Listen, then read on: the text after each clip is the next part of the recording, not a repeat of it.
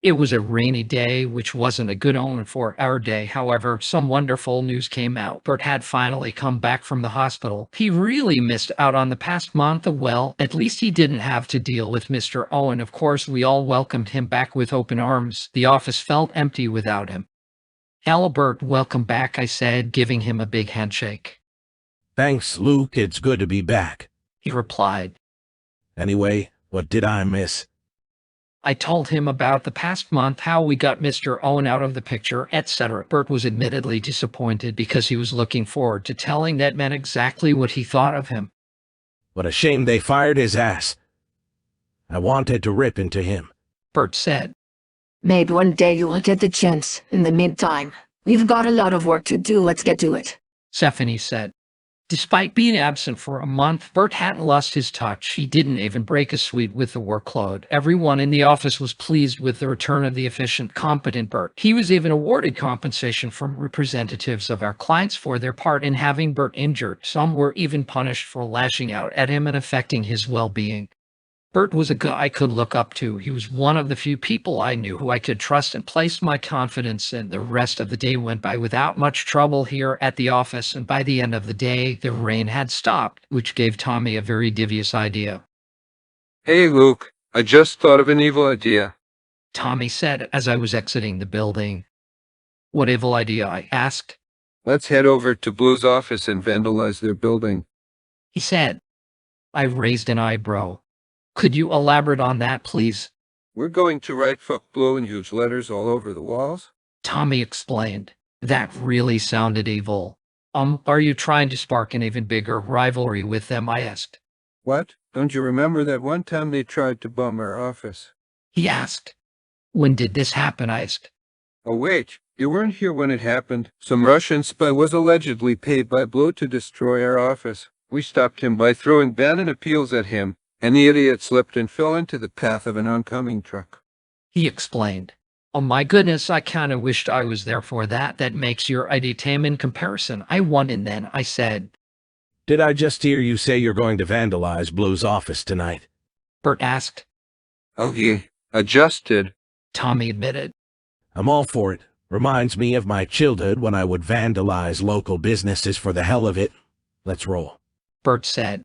I never knew Bert was so naughty in his youth. I would have been grounded if that was me in his shoes. Tommy went down to the store to buy us some paintbrushes, while Bert and I headed over to the Blue Building. We hid behind a dumpster and waited for Tommy to come back with the supplies. Honestly, I don't know which store he went to, but he came back with red crayons. "Really, you couldn't afford proper painter's brushes?" I asked. "Crayons are cheaper. He replied. Besides, they work just as good." Quiet. Now how do we go about this? What do we do? Bert asked. "One of us will go up to the front and start writing the words 'fuck Blue' in Russian." Tommy replied. "Russian? Are you crazy? They'll accuse us of communism, and then they'll report us to the FBI. That's the last thing we need," I protested. "Hey, they asked for this. This is payback. Now who'll be the one to go up and do it?" Tommy asked. "Not it," I said. Not it. Bert said. "Oh what?" Tommy asked. "Looks like you have to do it, Tommy," I said. Tommy gulped. He clearly didn't think any of this through. We watched him as he started to write the words in Russian. It took him longer than it should have, and right before he was about to sneak off, some of the late-night workers caught him. "What are you doing out here so late?" One of the workers yelled. "Oh, it's not what it looks like. 'Cause, honest," Tommy said. "What is then? I bet Cinny, that's not how you spell 'fuck blue,' you red bastard." that is how you spell it, isn't it? The workers all laughed at him. "Here, let me help you correct your mistake. He bet is the incorrect spelling of fuck, in this context anyway. What's the other way of saying fuck in Russian?" A blade." "Yes, bliet." The man said, then crossed off the incorrect spelling and corrected the spelling. "Cinny, that's also incorrect. Blue isn't the same thing as the color blue. Blue is an abbreviation of our company name. There is no reason to even translate the abbreviation. You just write blue, and that's it." He crossed off the other incorrect spelling and corrected the spelling. "Now before you go, write it 100 times and make sure it's nice and precise." "Wait, what? I don't agree to this." "All right, fine. We'll just report you to the FBI for suspicion of communism, and you'll be in jail for the rest of your life. How's that sound? Okay, I'll do it. And don't stop until I say so, got it? Eek! Bert and I had to ditch out of there and just left poor Tommy behind. We wanted to help him, but we didn't want to risk getting shot at, so we both went home. Tommy stayed up all night and was done writing in the morning. I'm finished. Good. Now don't do it again. Tommy looked at his hard work, and then the other blue workers came over and were not happy by the fact he just vandalized their building. I gotta get out of here. Tommy said and bolted. They tried to chase him, but gave up when they realized he was faster than a rat. He made it back to the red zone safely and made it to our office. We were waiting anxiously for him. So glad you made it back in one piece, I said. Why didn't you cowards help me? Tommy asked. We had to abandon ship. It was either that or be killed, I replied. Such friends you guys are. Tommy said bitterly. He was so tired that he fell asleep during breakfast. He must have been exhausted from all the running around that morning. And while no one was looking, Amelia walked in, sat down next to him, and caressed his head while he slept. I managed to get a sneak peek of the two of them. It was one of the most wholesome things I've ever seen in my life.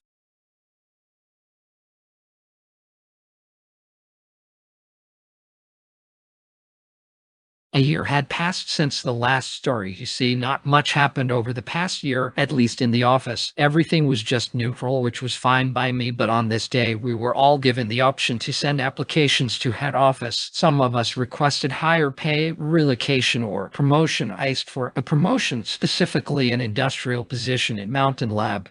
Not that the job I had was bad, it was good, but I wanted more. Reviews would take a while, and it was unlikely that my review would come out before the year was up, but my application had been submitted. All I had to do from then on was play the waiting game. In the meantime, I was still stuck in the office, meaning I had to deal with more angry clients who would often complain to me about late deliveries, and I had to spend several minutes trying to calm them down as they wailed on about their problems. Today was one of those days, no shocker there. The phone rang, and I pick up. Hello, this is Red's customer service. How can I help you? I said. I would like to inform you that our shipment of paper clips hadn't been delivered yet, and it's been a week now. I don't appreciate being kept waiting. What's the holdup? The angry voice on the other line yelled. You see, the thing is, our warehouse is backed up and the department responsible for your shipment had yet to get a hold of the proper manifest. I'm afraid you will have to wait until the paperwork comes in before your shipment is processed for delivery. I'm sorry about the inconvenience, but please relax and try not to get angry. We'll get your shipment out to you tomorrow, I said, putting on my best customer service tone. Tomorrow! That's what the previous guy told me. And that was 2 fucking days ago. I have a feeling your company's trying to sabotage me. I'm going to get to the bottom of this and see what you people are really doing behind the scenes. Sir, I understand that you are not very happy with us, but please understand that these setbacks are unavoidable. And if you are really planning on coming here and trespassing, please refrain from doing so. It's not worth it. They just kept on screaming at me, and I kept on my calm, professional tone before they hung up. It was very evident that this guy was planning on coming here and causing trouble. So I called Peter, one of the many security guards we had. Peter, we may have a potential intruder coming our way. Whatever you think is necessary to protect the area, I said. Oh, don't worry. We'll take care of it. Peter said. As I suspected, the angry client did indeed travel miles to the warehouse. The whole area was on lockdown and the guards were ready to deal with him. I could hear the commotion from the 4th floor. It sounded like the guards and the intruder had a little Mexican standoff down there. Leave the area or we will open fire. I heard one of the guards yell. Where's my fucking shipment? I know you jackasses are hiding it somewhere in that warehouse. You can go in there. That's private property. The man then made the big mistake of threatening them by pulling out a fake detonator and yelling that he would set it off. He's got a detonator, requesting permission to take drastic measures. Permission granted. The guards beat the man with their batons and dragged him away. The police soon picked him up and took him into custody. From what I heard, they didn't even give him medical aid or even give him a chance to defend himself in court. They just took him to jail. Not that I blame them. And I was being serious when I said the client's shipment would be delivered the next day, because literally the next day we managed to deliver the shipment to our customer. If only their representative was patient enough to wait a day.